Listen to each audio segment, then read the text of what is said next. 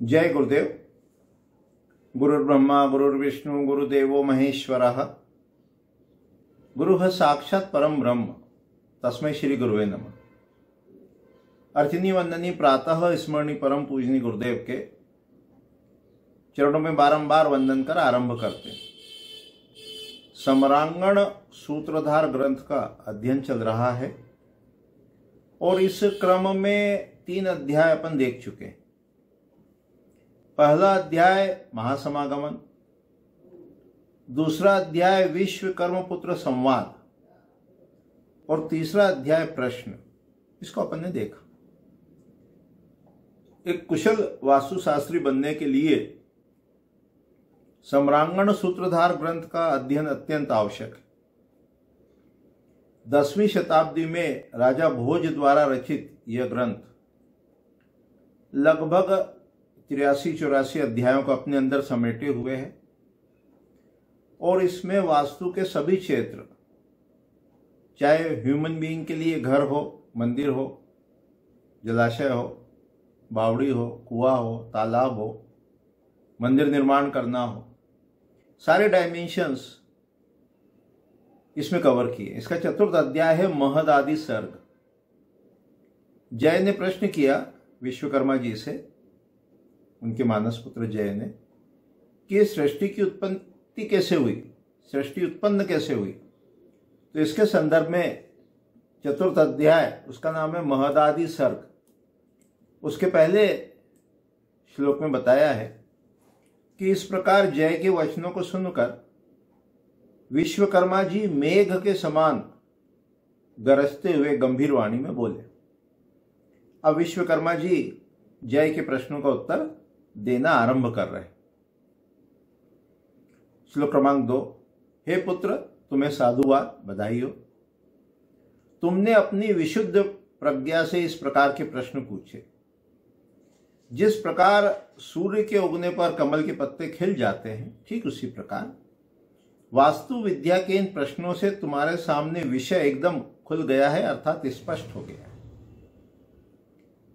शास्त्र में परंपरा है अलंकार का प्रयोग करने की, उपमा देने की।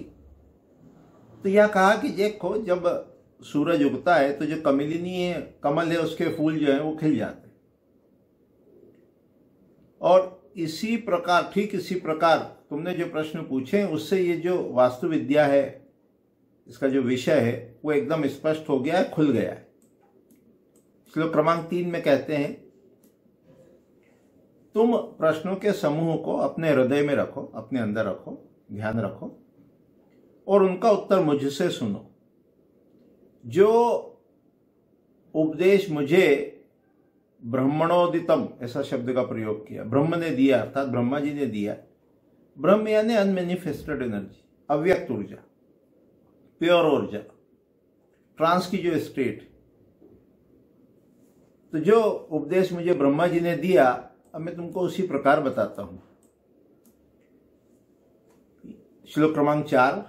यह विश्व युग के अंत में प्रलयंकारी अग्नि का गोला था।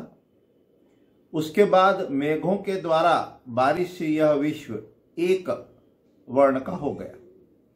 अब यहां पर क्रिएशन ऑफ द यूनिवर्स, सृष्टि की उत्पत्ति की कथा है। शब्द का प्रयोग किया लय और प्रलय, लय और प्रलय। जैसे मिट्टी है, मिट्टी का कोई हमने ऑब्जेक्ट बनाया, मान लो घोड़ा बनाया, तो अपन कहते हैं घोड़ा क्या हुआ, उत्पन्न हुआ। और जब उस घोड़े को वापस हमने मिट्टी बना दिया तो कहते हैं कि वो लय को प्राप्त हुआ, प्रलय हुई। प्रलय, जो क्रिएशन था, सृजन था, वो क्या हो गया, वो जो घोड़ा था वो लय को प्राप्त हुआ। तो उसको लिए लय या प्रलय ऐसे शब्दों का प्रयोग अपन सामान्य रूप से करते हैं। तो जितने भी अपने ये पुराण हैं, उन सभी पुराणों में क्या बताया है, क्रिएशन ऑफ द यूनिवर्स, सृष्टि की उत्पत्ति कैसे हुई। इसका वर्णन आपको मत्स्य पुराण में मिलेगा, वायु पुराण में मिलेगा और अन्य पुराण में मिलेगा। तो उससे जब रेफर करके इसको देखते हैं, समझते हैं, जानते हैं, तो कैसे एक ही तत्व अनेक में व्यक्त हुआ। आधुनिक समय की भाषा में, यदि विज्ञान की भाषा में अपन उसको समझने का प्रयास करें, तो जैसे मान लो कोई भी एक पदार्थ है ना, कोई भी एक पदार्थ है, जैसे मान लो ये आयरन, लोहा है, तो ये लोहा, तो इसका एक सूत्र बताते हैं एफी, उसको कहते हैं फेरस या एफी। तो ये जो आयरन है ये किससे बना, तो कहेंगे ये एटम से बना, एटम इलेक्ट्रॉन, प्रोटॉन, न्यूट्रॉन से बने, फिर वो पार्टिकल और वेव से बने, और सबसे अंत में जो है शुद्ध तत्व जो है, शुद्ध जो है, वो उसको एनर्जी कहा। तो कहा ये जो सारा जगत जो बना, क्रिएशन हुआ, ये ऊर्जा का रूपांतरण है। जो अनमैनिफेस्टेड एनर्जी है, प्योर एनर्जी है, वो पहले पार्टिकल और वेव्स के रूप में एक्सप्रेस हुई, फिर उससे वो एटम्स बने या इलेक्ट्रॉन, प्रोटॉन, न्यूट्रॉन बने, और फिर एटम बना, और फिर वो पदार्थ बनते चले गए। लोहा बन गया तो उसका टेबल है, फर्नीचर है, चेयर है, जो भी उपकरण उसके बनना है, जो भी चीजें बनना है, वो आयरन की बन गई। तो सारे तत्वों के मूल में, सभी पदार्थों के मूल में क्या मिलता है, हमको ऊर्जा मिलती है। तो इसी प्रकार यहां वेदांत में जाते हैं तो उसको ब्रह्म तत्व कहा। तो यहां क्रिएशन ऑफ द यूनिवर्स का आ रहा है, वो दृष्टांत के माध्यम से बता रहा है। श्लोक क्रमांक 5 में कहा, विश्व तम था, तब भगवान विष्णु जगत को उदर में रखकर पानी पर सो गए, शेष शैया पर, पानी में शेष शैया पर सो गए। तब उनकी नाभि से एक कमल उत्पन्न हुआ, उस कमल से सभी ज्ञान के आश्रय 4 मुख वाले ब्रह्मा जी का जन्म हुआ। ये जो सृष्टि है, जो अपन 3D में देखते हैं, 3 डायमेंशन में देखते हैं, तो ब्रह्मा जी को कहा चतुरानन, 4 मुख वाले। फिर वो अपन सब जानते हैं, समझते हैं कि वो वेद का आविर्भाव हुआ। जब प्रभु ने कदाचित प्रजा सृष्टि की ओर ध्यान दिया, तो विश्व के कारण रूप सबसे पहले महान की उत्पत्ति हुई। फिर उस महान से अहंकार की सृष्टि हुई। अहंकार के 3 भेद हुए, सात्विक, राजसिक और तामसिक। सात्विक अहंकार से मन, राजसिक अहंकार से इंद्रियां, और तामसी अहंकार से तन्मात्राएं उत्पन्न हुई। और उन तन्मात्राओं के अपने अपने गुणों से युक्त होने पर आकाश से पृथ्वी तक इन 5 महाभूत की उत्पत्ति हुई। आकाश, वायु, तेज, जल और पृथ्वी।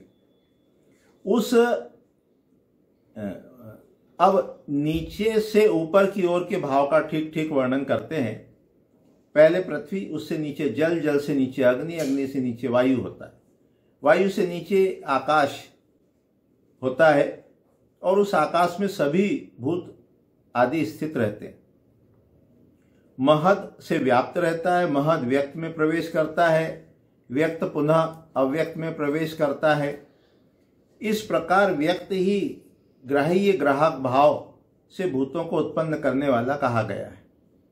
वास्तव में आधार व आधार्य दोनों ही सत्य हैं, क्योंकि इन्हीं में स्थिति व लय होता है। इस प्रकार से प्रभु ने महाभूतों की सगुण सृष्टि की रचना की। तात्पर्य क्या है? ये श्लोक क्रमांक 13 तक अपन ने देखा।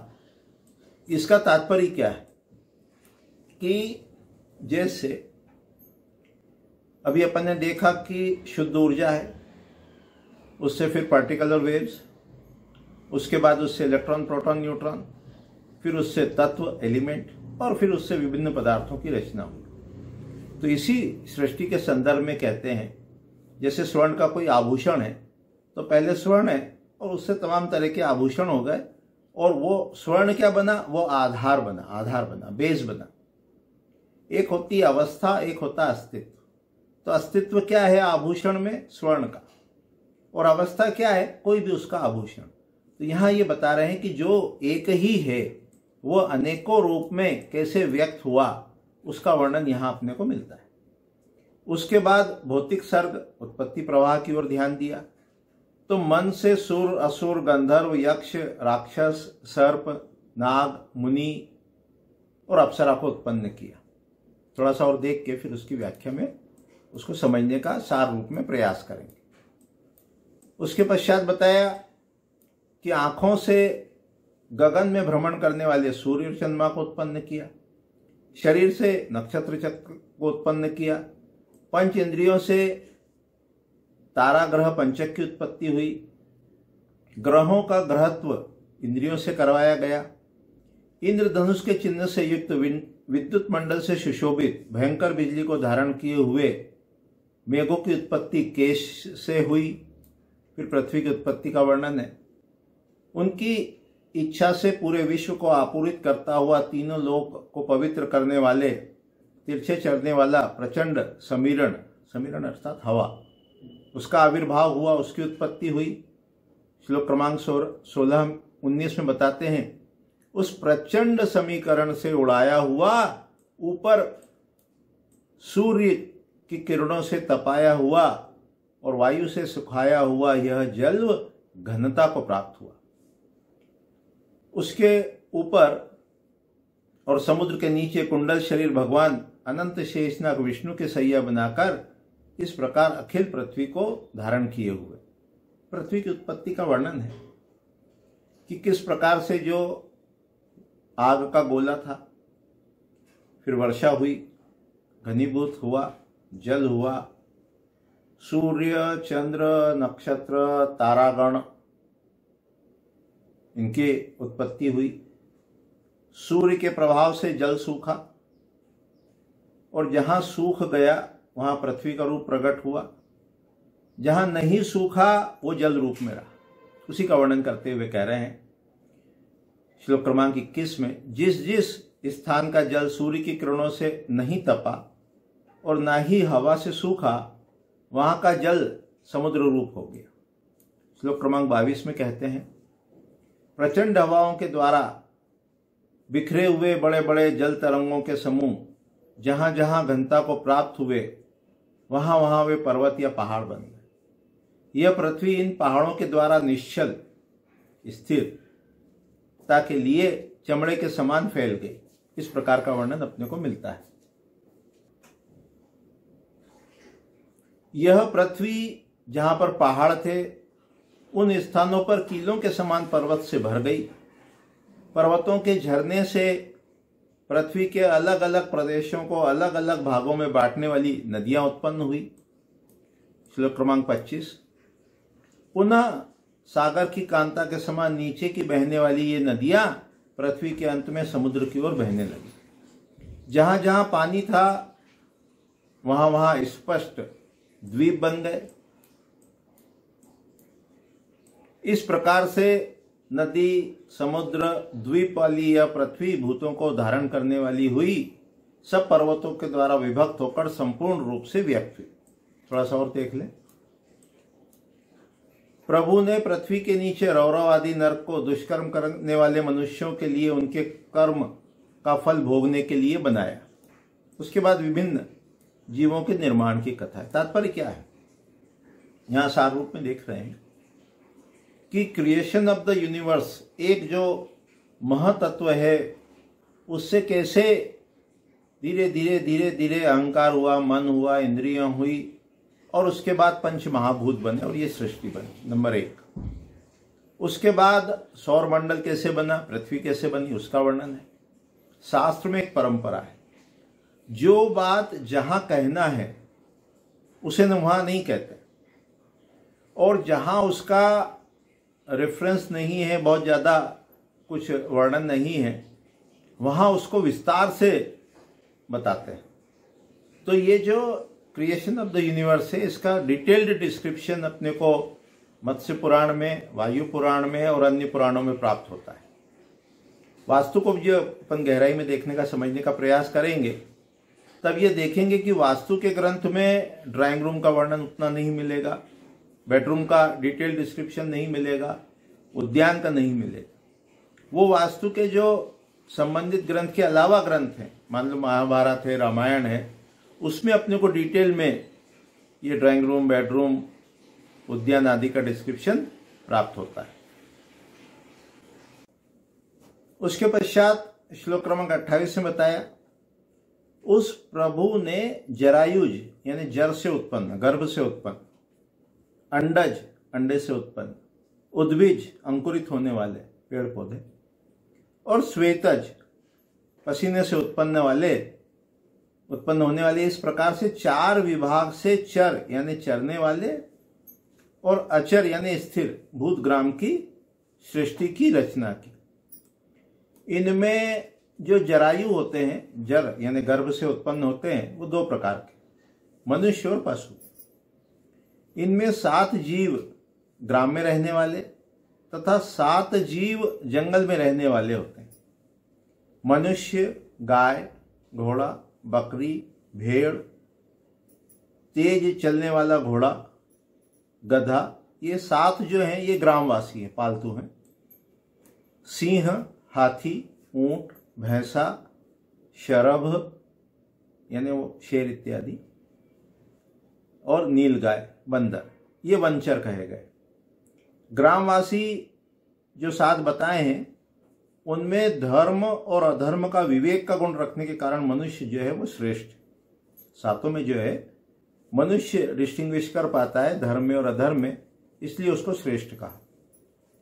वंचरों में शौर्य एवं बल के कारण सिंह जो है वो श्रेष्ठ बताया गया।